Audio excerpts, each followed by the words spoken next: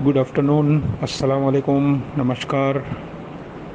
खट्टी मीठी यादें ग्रुप में पहली बार डॉक्टर यूसुफ आप लोगों के सामने आया हूँ। गुजरात इंडिया से बिलोंग करता हूँ।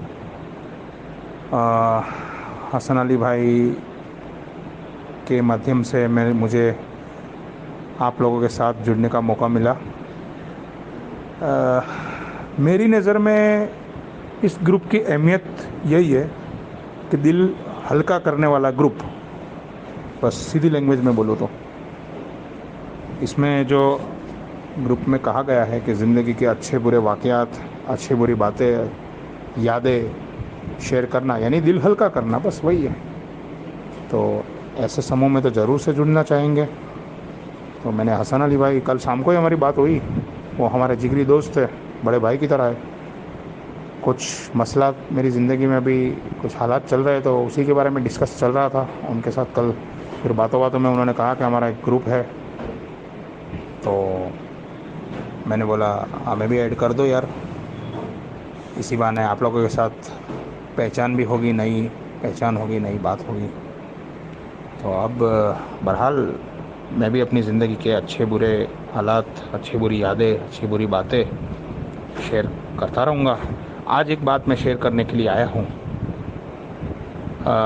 जो जिसने मेरी ज़िंदगी बदल के रख दी। अब ऐसा है कि मेरी पैदाइश 1984 की है और बचपन से मैं ब्लाइंड हूँ। मेरे मम्मी पापा ने मुझे अलग अलग जगह पर डॉक्टरों को दिखाने के लिए ले गए, पूरे इंडिया में, ईस्ट वेस्ट साउथ नॉर्थ, हर बाजू मुझे ले गए जहाँ जहाँ उनको पता चलता था। पापा के पास पैसे भी थे, रईस थे हम उस टाइम पर, उस टाइम की बात कर रहा हूँ। फिर चेन्नई, यानी उस टाइम का मद्रास, वहाँ पर अग्रवाल हॉस्पिटल में मेरे ऑपरेशंस हुए, 5 ऑपरेशंस हुए। मुझे कॉर्नियल प्रॉब्लम बताया गया, तो कॉर्निया ट्रांसप्लांट का ऑपरेशन हुआ, 5 ऑपरेशन हुए। फिर 5 ऑपरेशन के बाद ऐसा कहा जाता है, यानी मुझे दिखने लगा, मुझे कलर्स दिखने लगे, कौन से कलर के कपड़े पहने किसी ने मुझे पता चल जाता था। हर कलर को मैं पहचान लेता था। लाइट चालू है, बंदे, वो मुझे पता चल जाता, दिन है रात है, आजू बाजू कोई खड़ा है तो मुझे पता चल जाता था। बस ऐसे ही मेरे दिन गुजरते गए, एजुकेशन में लगा। अब वो सब जो बातें बीच वाली, यानी एजुकेशन वाली बात या उसकी जो अच्छी बुरी यादें हैं, वो मैं शेयर करता रहूँगा आप लोगों से, जो भी हालात इस बीच हुए। अब फिर क्या हुआ, मैं फिजियोथेरेपिस्ट बना 2004 में। मेरी उम्र 20 साल की, मैं यहाँ पर प्रैक्टिस शुरू करा मैंने अपने प्लेस पर।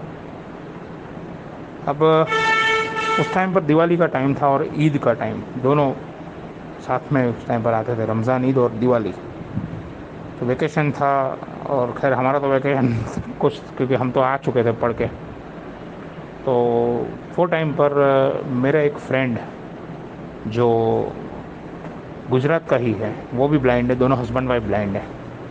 वो एक्चुअली है हमारे प्लेस का, उसका वतन वहीं, लेकिन वो जॉब दूसरी जगह करते थे। वो आए थे उस टाइम पर वेकेशन के तौर पर, दोनों हस्बैंड वाइफ आए थे।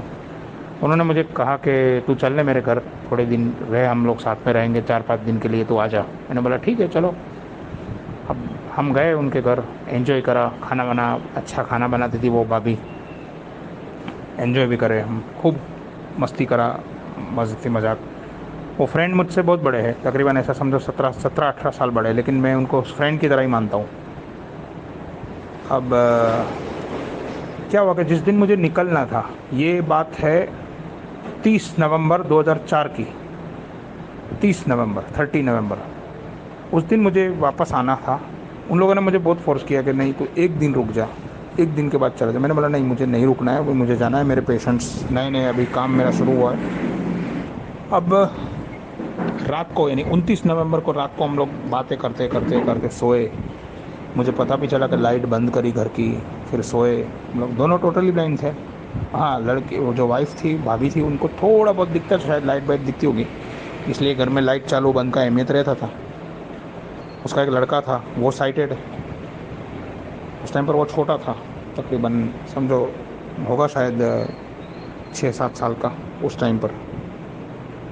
अब सोए। मॉर्निंग में उठा तो मुझे कुछ दिखाई नहीं दिया। मैं किचन में गया उनके, मुझे पता नहीं चला कि लाइट चालू है बंद है। मैंने बोला यार भाभी 7 साढ़े 7 बज गए, अभी तक अंधेरा है। बोले अरे यार तेरे को कहाँ दिखता है, बोले उजाला तो कब का हो गया है, सूरज निकल आया। अरे मैंने बोला ऐसा क्या यार, और लाइट भी चालू नहीं है। मैंने बोला, तो बोले चालू तो है। मैंने बोला यार ये हो क्या रहा है मेरे साथ। फिर जैसे जैसे दिन बढ़ता गया मुझे दिखाई नहीं दिया, मुझे समझ में नहीं आया क्या हो रहा है, उजाला मुझे नहीं दिखा रहा था। फिर मैंने ठान लिया, मैंने बोला मुझे तो यहाँ से निकलना ही है और अपने घर जाना है।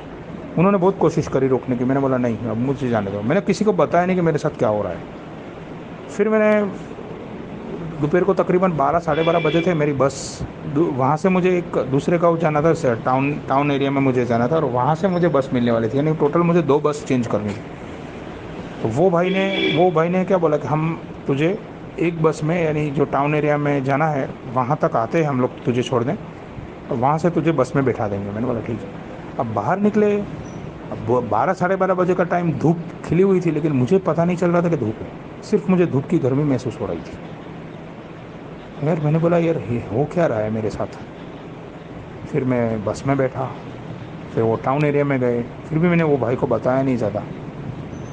फिर मैं बस में बैठा, तकरीबन 2:30-3 बजे थे दोपहर के, और मुझे मेरे गांव की बस मिली, मेरे टाउन की, और मैं रात को तकरीबन 8:30-9 बजे पहुंचने वाला था। अब मुझे बस में भी विंडो में से कुछ दिखाई नहीं दे रहा था, तो मुझे डाउट तो हो गया कि कुछ ना कुछ लोचा हुआ है। फिर मैंने सोचा कि मैं अभी किसी को नहीं बताऊंगा, हालांकि मेरे पास मोबाइल फ़ोन था उस टाइम पर। मैंने बोला अभी मैं किसी को नहीं बताऊंगा, मैं घर पे जाऊंगा। उस टाइम पर ऑलरेडी रात को 8:30-9 तो बज ही चुके होंगे। मैं घर पे पहुंचूंगा, घर पे पहुंच के मैं अपने रूम में जाऊंगा, अपने बेडरूम में जाके मैं लाइट चालू करूंगा। मुझे लाइट का बटन तो पता ही है कौन सा था, लाइट का बटन चालू करूंगा। मुझे नहीं दिखा तो मैं समझ जाऊंगा कि गया, फिर मैं डिक्लेयर करूंगा। और ऐसा ही हुआ। मैं बस स्टेशन पर उतरा, मेरे पापा मुझे लेने के लिए आए थे, और मैं रूम में गया, अपने घर पे गया, रूम में गया, घर पे पहले सलाम दुआ करी, बैठा थोड़ी देर 5-1 मिनट, फिर रूम में गया। रूम में देखा, मैंने लाइट चालू करी, मैंने लाइट मुझे नहीं दिखी। फिर भी मैं हिम्मत करके बाथरूम में गया, फ्रेश हुआ, फिर मैंने घर वालों को डिक्लेयर करा। मैंने बोला मेरे साथ आज सुबह से ये हुआ है और मेरी रोशनी चली गई है।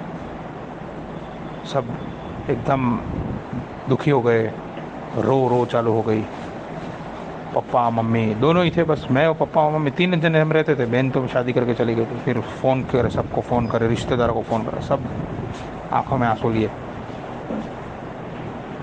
फिर बस दूसरे दिन से तो मैं तो वही अपने काम पर चला गया। मैं विजिट पर मैं तो आराम से जैसे जाता था वैसे ही गया।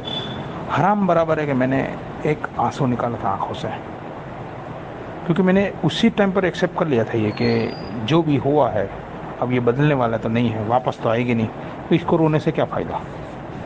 बस अपने काम पर ध्यान दो, अपना जो करियर है उस पर ध्यान दो।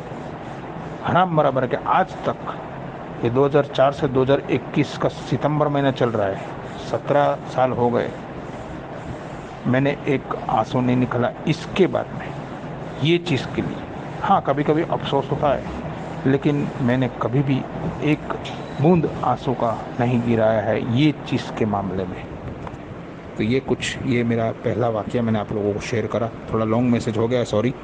और आगे भी बहुत सारी यादें, बहुत सारे वाक़यात हैं ज़िंदगी के जो आप लोगों के साथ मैं शेयर करूँगा। शुक्रिया।